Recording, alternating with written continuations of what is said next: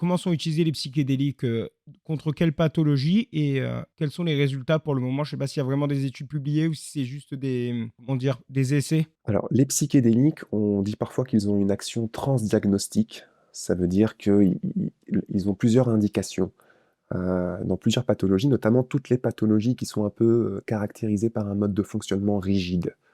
Donc je pense, à la dépression, vous savez, où il y a ces ruminations, ces pensées obsessionnelles, intrusives, mais aussi l'addiction, hein. L'addiction, c'est un comportement stéréotypé, sans cesse revenir à la consommation. Les troubles obsessionnels compulsifs, les troubles alimentaires, ce genre de choses. Comment se passe une thérapie assistée par psychédélique? Je crois que c'était la suite de votre question. Il y a 3 étapes. Il y a la préparation d'abord, donc ça, ce sont 2 à 3 séances de psychothérapie qu'on fait avec le patient, sobre, simplement pour, permettre d'établir une bonne alliance thérapeutique avec le patient et aussi de le préparer aux effets qu'il pourrait expérimenter pendant la session, lui montrer la pièce, lui expliquer comment ça va se passer, l'entraîner peut-être à des techniques de relaxation, de méditation, de lâcher prise, ce genre de choses. Établir une intention thérapeutique avec lui. Alors ça ne veut pas dire qu'il va forcément explorer cette intention pendant son voyage, mais ça permet de donner une orientation, hein. Pourquoi tu viens faire ce voyage psychédélique? Qu'est-ce que tu veux venir explorer? Ça permet aussi au thérapeute, donc déjà de voir s'il n'y a pas des contre-indications, hein, chez le patient, à l'usage de psychédéliques. Alors soit parce qu'il présente des traits psychotiques, soit parce que, par exemple, quelques jours auparavant, il a vécu un deuil difficile, un accident de voiture ou que sais-je, enfin quelque chose d'un peu traumatisant. On va peut-être, dans ces cas-là, repousser le voyage, c'est peut-être pas le moment idéal. Ça permet aussi au psychologue d'estimer un peu le mode de fonctionnement du patient et d'anticiper quelles pourraient être les résistances, les obstacles, les difficultés qui vont survenir dans le voyage. Voilà, donc ça, c'est la préparation. Ensuite, il y a la séance sous psychédélique. Là, le psychologue, il a vraiment, en tout cas dans le modèle actuel, une attitude non directive. Ça veut dire qu'il encourage le patient à s'allonger, porter un bandeau sur les yeux, écouter de la musique dans un casque audio, et à avoir une attitude introspective. Voilà, on l'encourage à être curieux, avoir confiance, lâcher prise et le psychologue est simplement à côté au cas où le patient traverserait des moments difficiles et aurait besoin de soutien. Et tout ça, j'ai oublié de le dire, mais c'est discuté aussi en amont pendant la préparation. Voilà, comment je peux t'aider si jamais tu rencontres des difficultés? Est-ce que je peux te prendre la main? Est-ce que je peux te mettre la main sur l'épaule? Est-ce que je peux te masser les pieds? Vous voyez, ce genre de choses. Tout ça est discuté en amont, hein, c'est le contrat, hein, vraiment. Et voilà, ce n'est pas rediscuté une fois que le patient est dans un état modifié de conscience. En tout cas, c'est comme ça que moi j'ai été formé. Et ensuite, après le voyage, il y a cette étape d'intégration dont j'ai parlé. Donc pareil, là ça le nombre de séances peut vraiment varier, mais, la première séance en général sert à revenir sur le voyage, qu'est-ce qu'il s'est passé? Et les autres séances servent à connecter ça avec la vie de tous les jours. Qu'est-ce que tu vas en faire de tout ça? Comment tu ça va t'aider à inscrire des changements positifs et durables dans ton fonctionnement psychologique? Et du coup, quels sont les résultats par rapport à d'autres traitements, par exemple pour la dépression, par rapport aux antidépresseurs ou Alors, quels sont les résultats? Déjà, il y a eu ces cliniques de phase 1 qui ont été menées chez l'animal, pour démontrer que ces substances-là n'étaient pas dangereuses d'un point de vue physiologique, et c'est vrai qu'on a observé que pour les psychédéliques classiques, connus, hein, attention, connus, ceux qu'on a étudiés parce qu'il existe beaucoup de substances psychédéliques qu'on n'a pas encore vraiment étudiées, pour lesquelles on connaît pas, hein, la dangerosité.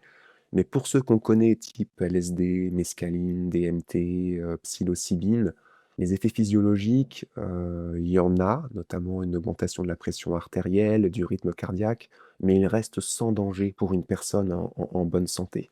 Ensuite, les études, de phase 2, donc qui permettent d'en donner, à des humains, hein. On passe de l'animal à l'humain, soit des humains, sans pathologie, soit des individus qui souffrent de certaines pathologies.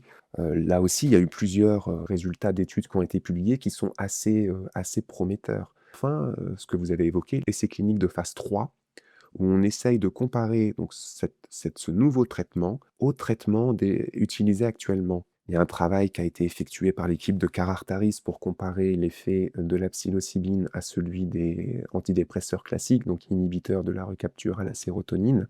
Bon, les résultats ont été moins spectaculaires, je dirais, qu'espérés, mais tout de même, il y a une supériorité, du traitement par psychédélique par rapport au traitement classique sur les symptômes dépressifs, mais qui n'était pas significatif, hein. On voyait bien la différence, on voyait bien que la psilocybine semblait fonctionner mieux, mais la différence n'était pas significative d'un point de vue statistique, sur la mesure principale d'intérêt, c'est-à-dire les symptômes dépressifs, une échelle de dépression.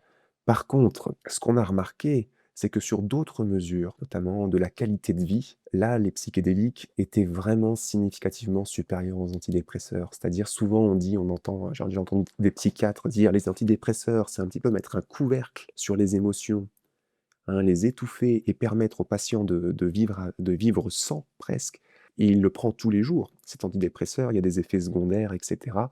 Alors que les psychédéliques, c'est une à 2 prises en général, et au lieu de mettre un couvercle, on exacerbe. On va révéler les émotions pour permettre aux patients de les affronter et de passer au travers et peut-être après de mieux les appréhender. Et c'est vrai que les patients, en moyenne, les patients disent: «Non seulement, les psychédéliques m'ont aidé à réduire mes symptômes dépressifs, mais ils ont redonné un sens à ma vie, ils m'ont permis de me reconnecter à mes proches ou à la nature» ou ce genre de choses. Ils ont activé plein de ressources que je ne soupçonnais pas chez moi, en fait. Et c'est comme ça que ça fonctionne, par exemple, contre les addictions, c'est-à-dire que la personne va se rendre compte qu'il y a d'autres possibilités et après le voyage, va avoir une sorte de va «redéfinir ses priorités» entre guillemets dans sa vie et c'est ce qui va permettre d'avoir le grand changement. Ce que j'avais vu aussi dans les études, contre l'addiction, que le meilleur remède contre l'addiction qu'on avait actuellement, c'était, une conversion religieuse. Alors bon, il y a des, c'est vrai que par exemple aux États-Unis, c'est les alcooliques anonymes, hein, je crois. Ça se base sur un éveil spirituel. Moi, la manière dont j'ai été formé, on part plutôt dans la direction de dire: «Les psychédéliques vont améliorer la flexibilité psychologique».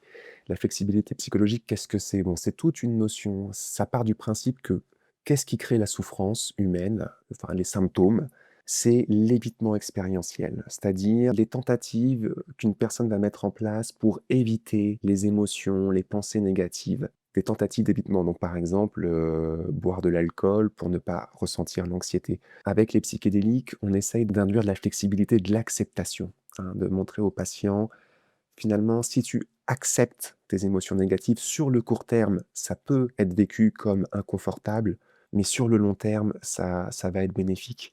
Ça ressemble assez à la pleine conscience, cette notion de flexibilité psychologique, donc c'est vraiment, il y a plusieurs notions, mais il y a cette notion de diffusion cognitive. Ne pas croire que ses pensées sont forcément la réalité, hein. Les observer et pas élaborer dessus. Il y a aussi les valeurs dont vous avez parlé, hein. En fait, c'est essayer de vivre avec ces émotions négatives en accord avec ce qui est important pour nous dans la vie. Si le patient dit: «Ce qui est important pour moi, c'est la spiritualité», pourquoi pas? Le psychologue n'est pas un guide spirituel, ça c'est clair. Néanmoins, il doit offrir un espace pour que le patient puisse exprimer ça. Mais une fois de plus, on va travailler à: «OK, la spiritualité est une valeur importante pour toi. Qu'est-ce que tu en fais? À quoi elle te sert en fait, concrètement, en termes de changement?» Toujours ça, les mécanismes de changement. C'est vraiment ce qu'on essaye de viser. On pense que les psychédéliques, en fait, sont des amplificateurs. Enfin, en tout cas, moi, ce qu'on m'a enseigné, après on peut être d'accord ou pas, moi-même, je suis plus ou moins d'accord avec ça, enfin, je me pose des questions, c'est qu'il y avait effectivement tous ces travaux qui disaient la psychothérapie psychédélique, ça permet de générer, pourquoi pas, une expérience mystique, pourquoi pas une dissolution de l'ego qui va provoquer un choc ontologique chez le patient, une rupture paradigmatique. C'est-à-dire, ça va chambouler complètement sa vision du monde. D'accord? Là, moi, ce qu'on m'a enseigné, c'est plutôt, en fait, les psychédéliques, ce qu'ils font, c'est qu'ils vont catalyser, rendre plus efficace, accélérer des mécanismes psychothérapeutiques qu'on a. Rien de nouveau, finalement, et ces mécanismes-là, il y en a 5. D'après certains auteurs, ils seraient communs à toutes les psychothérapies qui fonctionnent.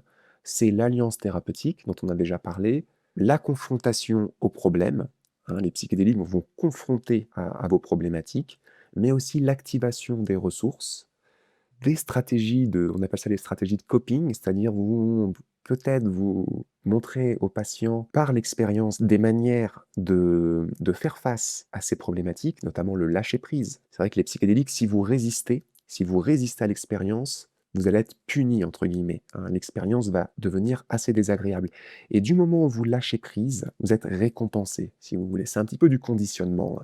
Quand on se met à lâcher prise, en tout cas c'est ce que rapportent les usagers, hein, tout de suite l'expérience devient plus agréable et ça, c'est un enseignement fort, pour le patient dans la vie de tous les jours.